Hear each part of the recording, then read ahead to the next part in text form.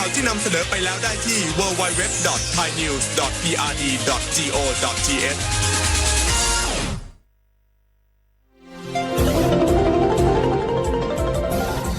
วิทยุแห่งประเทศไทย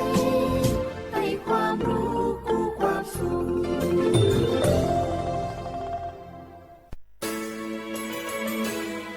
สถานีวิทยุกระจายเสียงแห่งประเทศไทยจังหวัดเชียงใหม่ AM 1476 กิโลเฮิรตซ์สถานีวิทยุภาคภาษาชาติพันธุ์แห่งเดียวในประเทศไทยที่มีความทันสมัยเชื่อถือได้สร้างอัตลักษณ์กลุ่มชาติพันธุ์สู่สากล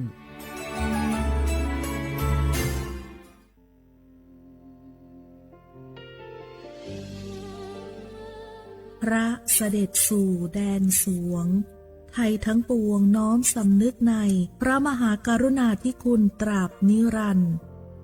ข้าพระพุทธเจ้าข้าราชการและเจ้าหน้าที่สถานีวิทยุกระจายเสียงแห่งประเทศไทยจังหวัดเชียงใหม่กรมประชาสัมพันธ์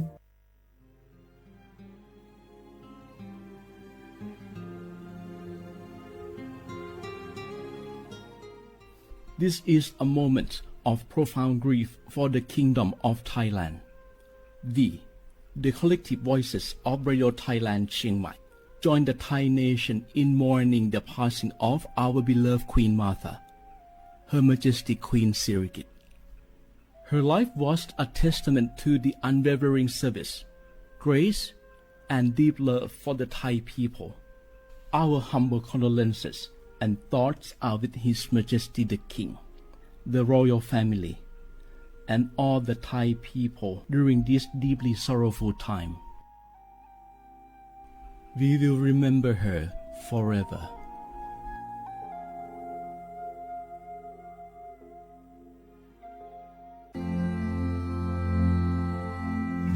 รากฐานสังคมไทยตั้งแต่อดีตจนถึงปัจจุบัน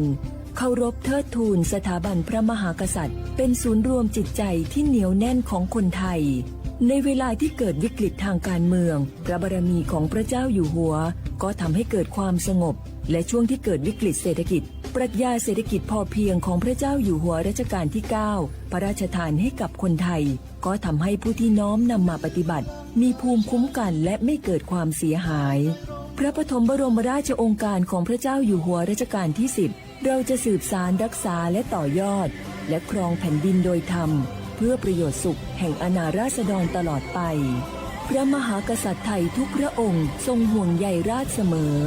สถาบันพระมหากษัตริย์ไทยศูนย์รวมใจไทยทั้งชาติ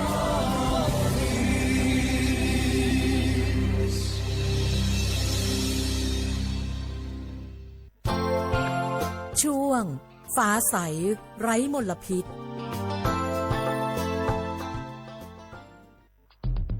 แค่3 ปีความเสียหายจากอาชญากรรมไซเบอร์ของคนไทยพุ่งทะลุถึง 94,000 ล้านบาทหรือเฉลี่ยปีละ 30,000 ล้านบาททุก1 ชั่วโมงเราเสียเงินกว่า 3.4 ล้านบาทให้กับมิจฉาชีพออนไลน์โจรไม่เห็นใจคนอาชีพไหนอายุเท่าไหร่สถานะทางการเงินแบบใดหมอพ่อค้านักธุรกิจนักเรียนแม่บ้านข้าราชการเกษียณทุกคนตกเป็นเหยื่อได้เสมอและวันหนึ่งอาจเป็นคุณหรือคนที่คุณรักเพราะจุดอ่อนร่วมของเหยื่อคือความเร่งรีบขาดสติหรือแม้แต่บางครั้งก็เกิดความโลภจนเกินไปอย่าปล่อยให้การกดคลิกเดียว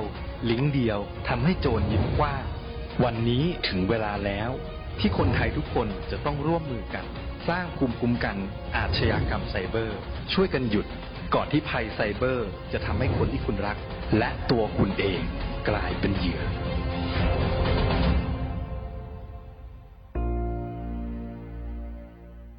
ช่วงนี้ได้ยินคนบ่นกันเยอะเลยนะเรื่องความไม่โปร่งใสเนี่ยใช่แต่รู้ไหมล่ะว่าจริงๆแล้วพวกเราช่วยกันได้นะทำยังไงหรอเดี๋ยวนี้มีช่องทางร้องเรียนที่เข้าถึงง่ายแจ้งเบาะแสได้สะดวกมากอย่างสายด่วนปปช1205อ๋อแบบนี้ทุกคนก็มีส่วนทำให้บ้านเราดีขึ้นได้จริงๆแน่นอนการต่อต้านทุจริตจะสำเร็จได้ก็เพราะคนอย่างเราร่วมมือกัน สำนักงานประชาสัมพันธ์ที่ 3 กรมประชาสัมพันธ์ กระจกวิเศษจงบอกข้าเถิดใครงามเลิศในปัทภี ก็พระนางน่ะสิ ราชินีผู้เลอโฉม ดูสิ ตั้งแต่ท่านพาชาวประชางดเผาป่าและขยะในครัวเรือน ชาวไร่ชาวนาก็งดเผาตอสั่งข้าวฟางข้าว หันไปไถกลบทำปุ๋ยหมักแปรรูปเป็นอาหารสัตว์ หรือเอาไปอัดเป็นก้อนแทน อากาศก็ดีไม่มีฝุ่น PM 2.5 คอยกวนใจ หน้าตาท่านก็สดใส ผิวพรรณผุดผ่องเป็นที่สุดพะยะค่ะ ต้องแบบนี้สิ เจ้าพูดถูกใจข้ายิ่งนัก เพราะทุกการเผานั่นคือการสะสมฝุ่น แต่ถ้าทุกคนร่วมใจกันหยุดเผา เราก็จะมีแต่อากาศบริสุทธิ์ไว้หายใจ ห่างไกลมะเร็งปอด สุขภาพก็ดี มันคือที่สุดแล้ว ราชินีจงเป็นอมตะ ราชินีจงเป็นอมตะ ข้าขอบูชาท่านพะยะค่ะ ไปเอาธูปมา แต่ไม่ต้องจุดแล้วนะ เดี๋ยวนี้ข้าเปลี่ยนมาใช้ธูปไฟฟ้าแล้ว มันจึ้งมาก ไม่มีฝุ่นเลย คุณภาพอากาศดีด้วยการร่วมมือของทุกภาคส่วน ปรารถนาดีจากสำนักงานประชาสัมพันธ์ที่ 3 กรมประชาสัมพันธ์ จังหวัดเชียงใหม่ขอความร่วมมือทุกภาคส่วนงดการเผาเพื่อลดปัญหาหมอกควันและมลพิษทางอากาศจากการเผาป่าและการเผาเศษวัสดุทางการเกษตรตามประกาศมาตรการสำคัญเพื่อควบคุมการเผาในพื้นที่ต่างๆโดยไม่อนุญาตให้มีการเผาใดๆทั้งสิ้นเพื่อเป็นการลดมลภาวะจากฝุ่นละอองขนาดเล็กหรือ PM 2.5 ตั้งแต่วันที่ 1 มกราคมถึง 31 พฤษภาคม 2569 หากจำเป็นสามารถลงทะเบียนขออนุมัติผ่านระบบไฟล์ดีและเบิร์นเช็คได้ฝ่าฝืนต้องระวังโทษจำคุกและปรับหรือทั้งจำทั้งปรับจังหวัดเชียงใหม่ส่งเสริมการใช้เทคโนโลยีในการจัดการขยะและเศษวัสดุทางการเกษตรเพื่อลดการเผาในอนาคตและสร้างสภาพแวดล้อมที่ดีขึ้นในระยะยาวหากพบเห็นการเผาในพื้นที่ห้ามเผาหรือพบผู้กระทำความผิดสามารถแจ้งข้อมูลได้ที่053-112-808หรือ191ตลอด24ชั่วโมง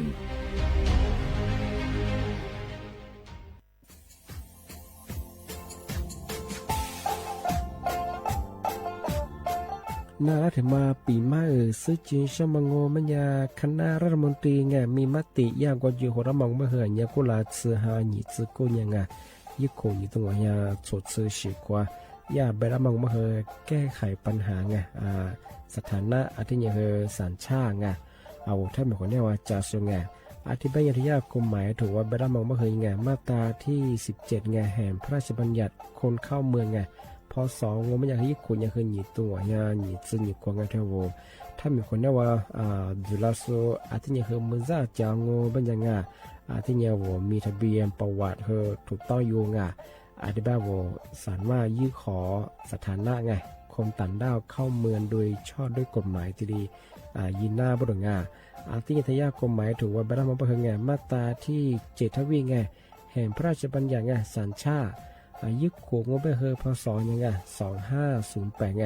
เอาถ้ามีคนว่าเฮตาซุงโงไม่ยังไงอาทิตย์ยังเฮอาบามันก็จะเฮอามาไงเอาว่าอยู่ในทะเบียนประวัติบุคคลไงอาทิตย์แบบว่าไม่มีสถานะทางทะเบียนมาจุบะเฮาสามารถยื่นขอสัญชาติไทยที่กรุงเทพมหานครไงยื่นที่สำนักบริหารการทะเบียนกรมการปกครองไงอาทิตย์แบบว่าส่วนต่างจังหวัดจะจุบะเฮาว่ายื่นต่อในอำเภอตานภูมิลำเนาไงปีขวานวลแล้วก็จะบอกว่าอำเภอยี่ที่ยื้อชองไงยื้อเวลางูมันยาว่าเวลาใช้กันยาขนาดถี่เนี่ยข้อนี้หนักกว่านี้สิไงอันเดียบเฮนี่มีกับพวกข้อนี้คือน่าเหี้ยโชฮาหนีซึกูยังไงยึดโขหนีตัวเหี้ยโชซึกูกว่าเสือทีนี้ยื้อชองง่าทำไมถึงมาปีใหม่ซื้อจุดเช้าว่าชาวข้าได้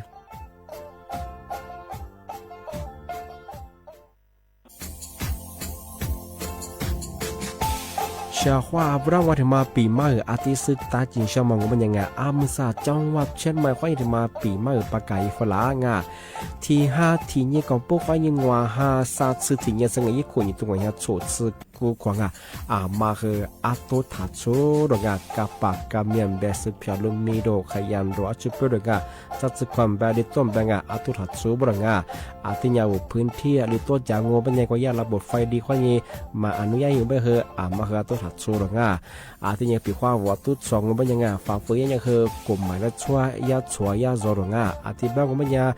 มาอาตุชัวอาตุเบียพะมัวงูเป็นยังอาวุธโทแจ้ง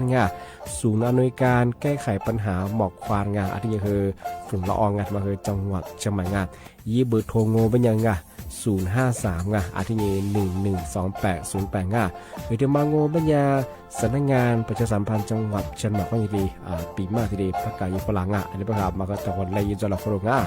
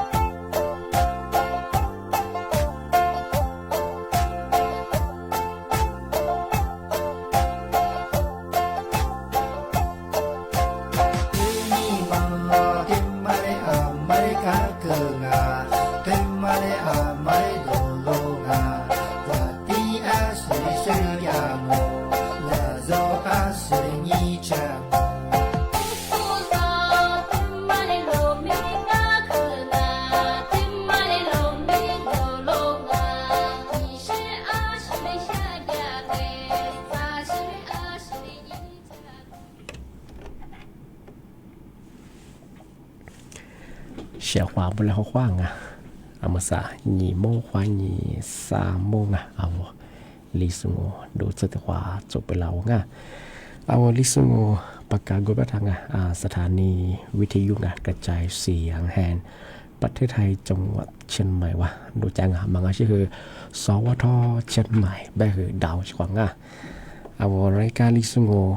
ดอมไม่เคยแก่ติงยังมาคือหนีควาดวงอ่ะแน่ๆอย่างคือฉกมัวควาหนีจีมัวคือที่ควาดวงจีมัวแล้วเป็นอย่างคือหนีมัวควาหนีอ่ะสามมัวติงยังมาคือหนีควาที่ตัวจังอ่ะนาติงยังควาหนี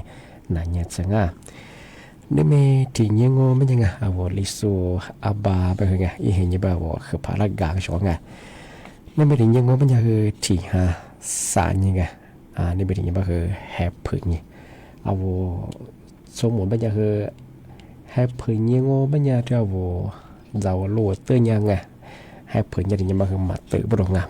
เอาให้เพื่อนยังมาตื้อบัญญัติคือนัวเจ้าลูกชื่อกษัตริย์ชื่องอนัวชื่อตื้อละคือให้เพื่อนเมจ่าบรงงานมาอย่างสมมติที่อันนี้สมมติสุดที่เจอใช่ไงให้เพื่อนเห็นยังไปคือเอาเมจ่าสุดก็คือยี่หินยี่ตัวยังไงให้เพื่อนเห็นยังไปคืออย่างมาตื้อบรงงานเจ้าเอาที่กษัตริย์ชื่อนัวชื่อจ่าชื่อมาตื้อไปคือเอาตื่นที่แบบนี่มันก็แบบฮับเปิดจ่าบริเวณมาเอาสมมติอย่างที่เจอสิ่งอย่างที่ปีมากอ่ะยิ่งกว่าแบบนี้ตัวเนี่ยสุดสุดกูโกงอ่ะอะไรแบบว่าท้ายเอาท้ายบางแบบไงแต่ก็แบบว่าขวับฟูอาบาแบบดาวอ่ะยี่ห้าสกุลยังไงนี่เป็นอย่างแบบหน้าลียังไงยิ่งกว่านี่ตัวเนี่ยสุดสุดกูโกงบางอ่ะเอาถ้าวิทยุมือจะมองว่ามันไงยี่คลื่นความถี่เนี่ยคือที่ตัวลี่ยาสิสโจว่าโจเนี่ยคือตัวหลังอ่ะว่ายี่ระบบเนี่ยคือ AM อ่ะมาคือ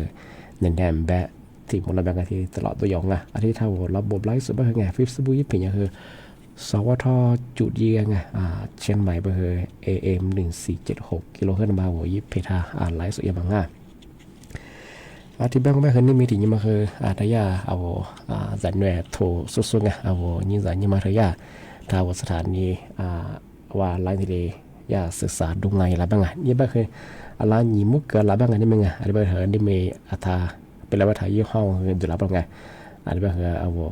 เอาช่วงว่าที่ถ้าถ่ายยังไงยาปลาบ้างวะยาเคยว่าเคยแต่รายการแจ้งมาคืออะไรเรื่องแจ้งมาคือไงยาที่ดูไงแล้วบ้างอ่ะยาถูกสุดไปที่ยาโรงเรียนวิทยาคนสารสายบ้างอ่ะอะไรเสียว่าลาบดองนี่ไม่ได้ยินมั้งอ่ะเอามาสั่งให้ยิมุกก็จังอ่ะก็คือยามาไล่ช่วงอ่ะอาจารย์หลายก็คือเอาช่วงแต่ที่ถ้าไทยแจ้งอ่ะที่ยังไงนี่มีที่บุญเราคือนั่นแหละคือมาแต่ปีมาซึ่งที่เชื่อมังว่าเป็นยังไงเอามาสำนักงานประกันสังคมเงยญาติมาที่เลยเปิดให้ที่ว่าผู้ประกันตัวไงเอาส่วนประกันสังคมยืดส่งอ่ะเอาส่วนประกันสังคมยืดส่งว่ามันยังเมื่อสาธุญาประกันสังคมว่ายังไงเอามาเอาคุยอย่างว่าจ่ายยี่ช่องมาคือไงที่ติดกูไม่ทราบมั้งไงยาที่เลยกิจสามงไงยากิจสามว่าที่3-4次ที่ยังสังเกตคนอยู่ตัวเนี่ยสุดกูกวาดสังเกตชอบไงที่บ้านยังชอบคนก็เราในสิ่งนี้แล้วมันจะบ้านเราก็มาสะดวกยังไงอ้างว่าจ่ายยี่ใช่ป่ะคือเอาที่ดีจ่ายหน้าประดงไงที่ว่าประกันสังคมอยู่ส่งไงเอาที่ประกันตรงอยู่ส่งไงที่บ้านคือว่าพัฒนาคือเอาจ่ายมาคือเนี่ยคืออันนี้กายินังไงหัวกาเซอร์ที่ดียินับบ้างไงชอบไงยาบ้าคือ5ช่องทางหรือบ้างไงอันบ้าชอบว่าโนที่หัวกามังไงโนอะไรที่กายินคือจ่ายคือเยอะคือเอาอาลิสะดวยคือว่าดาวงาอาจจะบางว่ามังว่ากันนั้นแต่มาในนายอย่างยี่วุฒิมังยี่วุฒิมังว่าเป็นยังกว่ายี่ลายไงลายที่ของสำนักงานประกันสังคมยิ่งยังว่าอีทีดีแจ้งย้ายนับไปถึงในสิ่งยังแต่มาคือติกะอะไรเป็นยังนี่กะติกะว่าเป็นยังกว่ายี่แอปพลิเคชันไงยี่มีก็คือ SSO Plus บางอย่างมาคือบอกว่าประกันสังคมยี่แอดงออีท่าดีเนี่ยคือดาวโหลเนี่ยคือถ้าคือทำเลื่อนย้ายงอสถานพยาบาลนนท์กว่าดีคือที่ย้ายนับไปถึงที่กูไม่ทราบงานsamaสักการะมากกว่าเว็บไซต์ไงเว็บไซต์สำนักงานประกันสังคมคือยิ่งที่เลยโนทำเรื่องย้ายนับไปถึงทำมาคือสักการะงานada bahagian liga 3 ngo banyak gua ye applicationไงทานรัฐบางอย่างมาว่าye รัฐบาลเงาะitu mah itu kan yang uti di ye na bishan kan pi kwan no patsa je banga ma ti manga pi kwan no ari ma sadu ya ba guma ti jinyi yi changa wa ga ti ga ngo banya ya ba ha la wa yi platform nga สปสป2ก็คือสำนักงานประกันสังคม9ถึง01บ้างงานเมื่อครับผมว่ายื่นเอกสารคือที่ยินหน้าไปเชิงกับประสิทธิ์ความยังงอมมันก็ชื่อตัวย่าสำนักงานประกันสังคมที่ทั่วจังหวัดคือที่ตัวเชียงไงนกว่ายี่ที่ดีนกกดที่ดียี่ที่ติดต่อย้ายหน้าไปเชิงกันปีข้อนู้นยิมบอกว่าคืองอถ้าชมไม่เชิงเอาถ้ามาโทรศัพท์อย่างเงี้ยก็บอกงอยี่แอดมาจบว่าคือเหมือนจบว่าหัวที่ดีดาวน์โหลดเนี่ยคือติดตั้งยี่ที่ดีทำเรื่องย้ายหน้าง่าช่วงของมาใส่ยี่ว่าคือเอาชื่อยี่แอดมาผ่านดาวน์โหลดย่างงงไม่ใช่คือมาก็แจ้กับตัวเองก็ใช่งาปีข้อนู้นจะคือมามั่นใจมาฟ้าเชฟไปคืองอว่ามาซื้อสุรากันนั่งยี่ติดตั้งอย่างง่ามาใส่แบบก็ยี่แอร์วิปอคือขึ้นอย่างง่าเจ้าผมมาซื้อแบบว่าติดตั้งยี่แบบแต่เอาบัญชีผู้บาอันยังบัดคือเงาะถึงยังแก่ถึงแต่ได้ที่ตัวอย่างมาคือตัวเชียงวิข้อมูลดูอย่างง่ามาใส่แบบยี่แอร์คือเงาะวิปอขึ้นอย่างแบบคือเอาสิ่งที่มาติดตั้งก็คือแต่ที่เรียกกับเชิงกับตัวเองช่องงานแต่มาคือถึงมังอันที่เป็นยังไงที่โรงพยาบาล3มังก็เป็นไงที่ประกันสังคมอยู่ซึ่งไงแต่มาคือสาหัสแบบคืออาบาตีมาซึ่งไงสาหัสสัตจิญาสเปียวไงมาคือไปว่าโนในสิ่งยังว่าอันภาษาใช่ป่ะคือไงมาคือว่ากาศดีเย็นน้ำบ่ดไงที่ประกันสังคมอยู่ช่องงานอันที่เป็นงงเป็นยังไงที่มาแทเชื่อคือมีฮิโรฮินซังกัวแต่บอกว่าจะมาปีมาซึ่งจื่อชาวชาวลังมาสาธยารองอธิบดีกรมอุทยาอุตุนิยมวิทยาที่มีแต่ผู้ว่ากูนิสุเตยิสุยาธรรมะแจ้งเตือนฝรั่งชาวงานย่าแบบคือนิจืสายยี่ห้อนี่คือนิจืหัวยังไงที่ยี่ห้าคนนั่งนิจืสายยี่แบบคือที่ตีนนางตีนนาทียี่ห้อนี่คือนาวยี่สังชาวงานนาทียี่ห้อนี่คือนาทีนี้ค่อยนาสายสังกัดมาคือยาแบบคือเอาทำอย่างบางพื้นที่คือมีหิรังหาอยู่เหมือนหาที่เลี้ยบริช่องที่บ้านก็ไม่ใช่ช่องเอามาเลี้ยตัวจากคือมาคือแต่เนี่ยเรามาระวังอย่างจำมาช่องว่าคือด้วยคือไปว่าพื้นที่ธรรมะเยอะไปคือคือแต่กับกูยังก็เช่นกันธรรมะยาที่มีเรื่องจำเป็นแต่พวกกูยังสุดที่ได้แจ้งเตือนฝรั่งนี่เจอสารนี่ข้อนี้คือนี่เจอหัวยังไปช่องที่บ้านเนี่ยช่องเอามาลิตัวเยอะขึ้นที่ยาว่ายี่เพจงอที่ยโซกรมอุตุนิยมวิทยาคือยังถ้ายิ่งเหตุที่ก็กุญยิงกับตีช่องจะมาถึงมาแต่ปีมาชิ้นในช่องที่บ้านเนี่ยช่องเอามาสานั่นแหละคือมากกว่าที่ขวากันนาช่องเอามาใส่เยอะแบบคือเรียกสันเดียคือจะเป็นเราประดงที่บ้านคือถ้าทันตระยาว่าช่องขวาที่ถ้าไทยแกง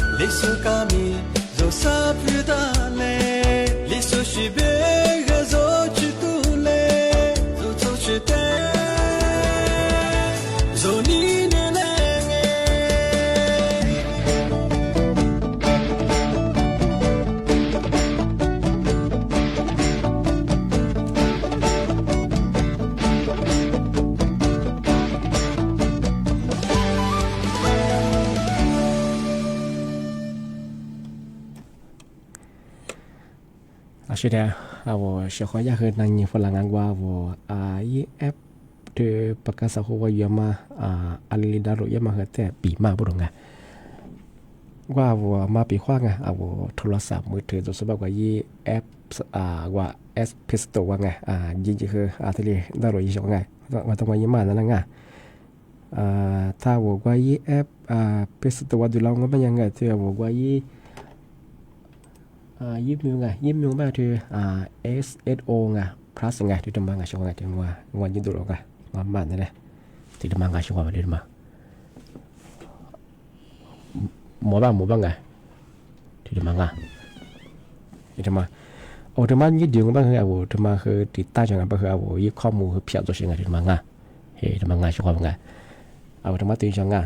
อันนี้ปัญญาว่าถ้ายี่แอลดีก็ปัญญาคือไงเอามาคือเอายี่ข้อมูลเอาไปประกาศสังคมอยู่ซึ่งก็คือเอาถ้ายี่ข้อมูลคือตัวสิ่งไงบ้างคือในสิ่งที่เรามาย้ายดูย้ายบ้างคืออยู่ในนั่งไงน่าจะก็มัวแบบว่าพัฒน์มาไงช่วยได้ด้วยเสียงไงที่เรามาว่ายี่แอลดีแบบที่ยี่สิไงที่เรามาไงที่เรามาไงยี่มันยังคือเอาว่า SSO plus เบอร์ไงที่มาว่าดาวโหลดยังคือเอายี่ข้อมูลไปคว้านูประกาศสังคมดูตามกันบ้างยังไงเอาอีกข้อมูลรับเพียงตัวเองไงที่บ้านเราสามารถงอนในสิ่งที่เรามาจานได้ก็คือว่าจ่ายเฉยๆกูเราในสิ่งที่มาแต่ก็ยุคของมันชีบ้างคือไงเกือบบ้างคือไงเอาที่ดีจานได้ไงที่มาคือเอาช่วยที่มาที่ดีแต่เน้นหนักอย่างไงที่บ้านยังชอบไงเอามาเอายิ้มมากุ้งบ้านยังคือไงเอาเชื่อว่าว่าถ้าเอาพัฒน์จะสุดที่ดีนั่นยิ่งถ้าช่วงนั้นแบบช่วงนั้นมันสบายเอาว่ายี่แอปยี่ปอกคือมันยากช่วงไงอันนี้เป็นไงจังหวะนั้นแบบเช่นไงเอาว่ายี่แอปSSO ว่าดีนี่คือเอาที่ดีดาวน์โหลดช่างไงทำไมเป็นอย่างคือเอายี่ข้อมูลคือเพียบดวงไงด้วยประการสังคมอยู่ซึ่งเป็นยังไงอันนี้เป็นช่วงไงเอามาคือเอามาซึ่งเป็นยังไงเอาปฏิจจสุดที่ดีนั่นยิ่งที่ดีในช่วงไงอันนี้เป็นช่วงไงเอามาสักคือนับปีมาคืออาทิตย์แรงไงอันนี้เป็นมาสักคือยาสันเนี่ยถ้าสถานีวิทยุไลน์ที่ดีดวงงานแล้วมาติดดวงไงอันเป็นการทำมุกวัดตัวกันหน้าวันช่วงนั้นไงถ้ามันก็นักการยังไงจะปกป้องตัวชุดละกว่าช่วงนั้นว่าช่วงเขาว่าได้คือมันก็ความเดินหน้า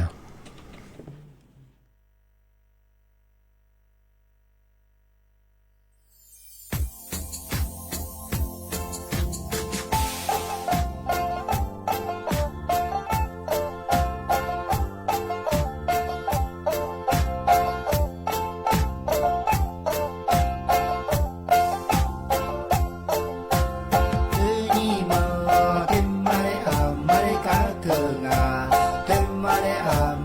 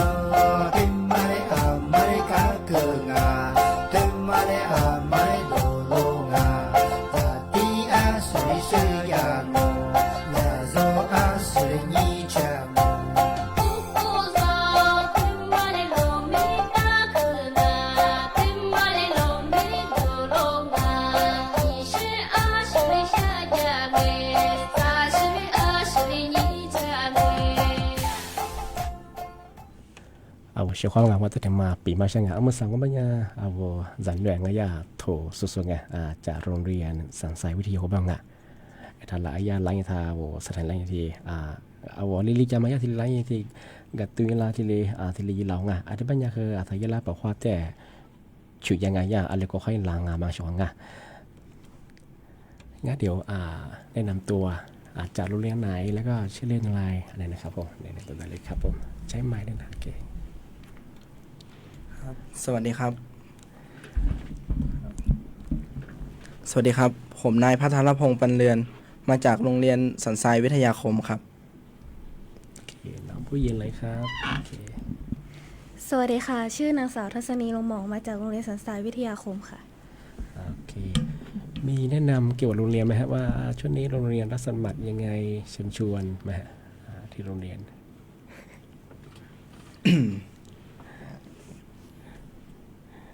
คุยได้เลยครับผมโอเคแนะนำได้โรงเรียนเราอยู่ที่สันทรายวิทยาคมตรง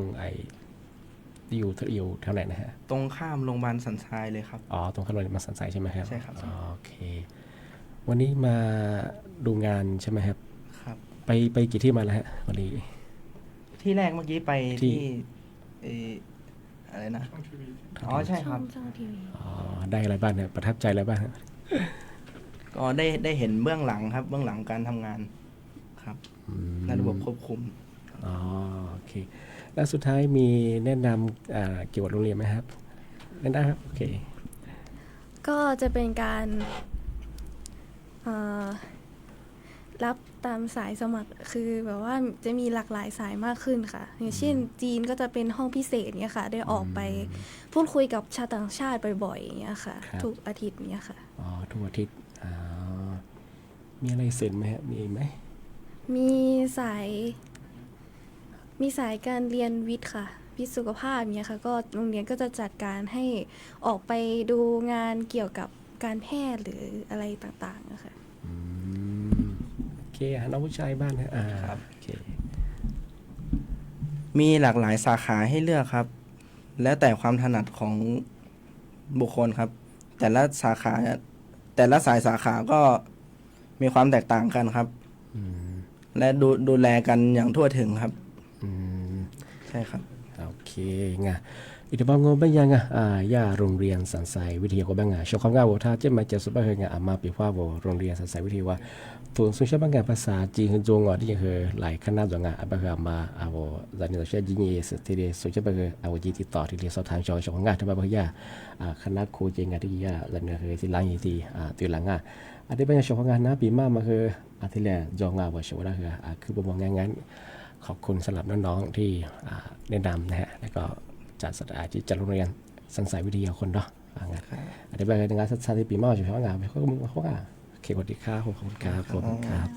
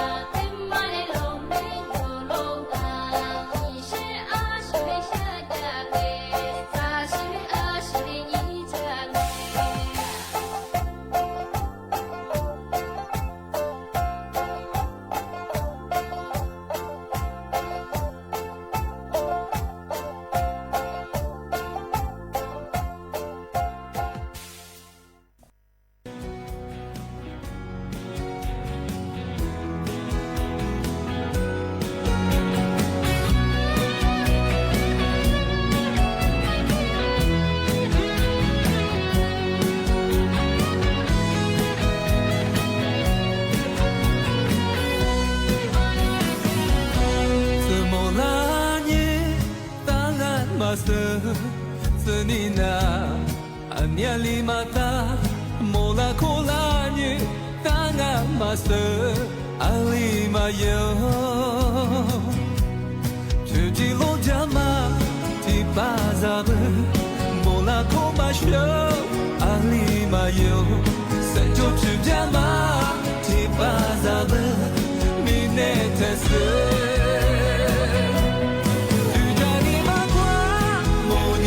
show, to the lady show, to la danye, ali ma yifo, so to bema, to linga be. Tu jani ma kwa, moni ma show, so da to bema, izu ma jo, ya ma tizu kwa, ni kwa pa shi, rosette ya dile.